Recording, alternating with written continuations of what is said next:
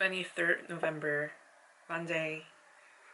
How I Obtain a Right Attitude to Pursue the Dream by Paul Young and Brené Brown.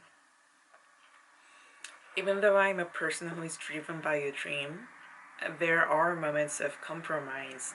Being acknowledged by a large group of people and money are usually the main reasons.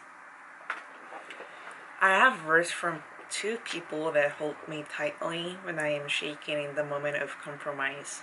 My dream is to be Brené Brown in South Korea. When I hear her from TED, it inspired me tremendously. Her message was completely aligned with my thoughts.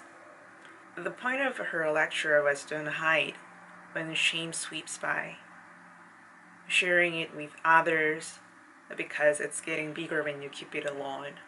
Shame grows in darkness, so you need to take courage to open up. As you bring your issues into the light, you will obtain new connections. You'll get to realize that you are the only person who has the issue no longer. I'm teaching English speaking to grown-ups, but it's closely related to my dream. There is room to get to know people by listening to their lives, and I'm there to accept their vulnerabilities because it's one-on-one setting. And that's what I find so meaningful about my job. Not only having a working relationship, but also personal relationship. When a student is committed to me and taking a class for a longer period, a sense of I'm needed gives me fulfillment. Brené Brown influenced me to open up more easily.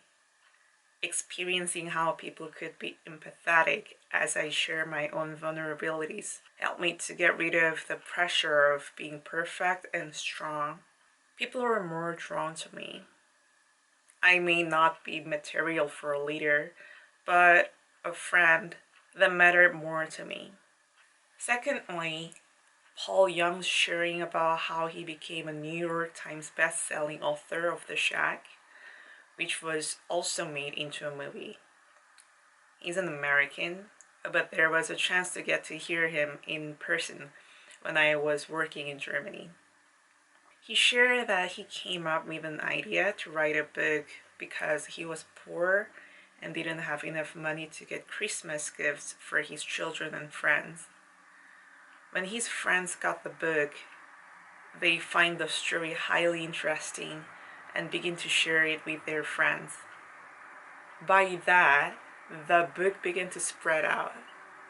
According to him, it was not even a form of a book.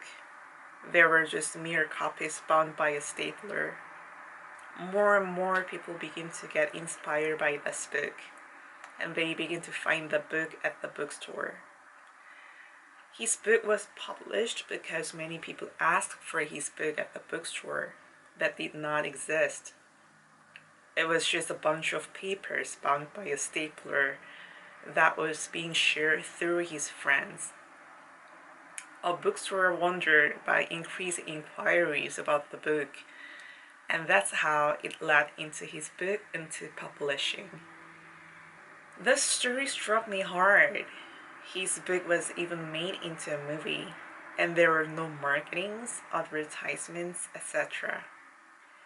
A whole procedure was done by people's recommendations and grace. It was astonishing to hear what desperation could do. Also, it gave me a realization that having enough money is no reason to get ashamed. It brought me a perspective that deficiency could be great fuel for growth to pull out the maximum capacity of one's ability. That's why I have started this writing and taking a body profile shoot challenge, because I wanted to experience life driven by sheer passion and authenticity. The end.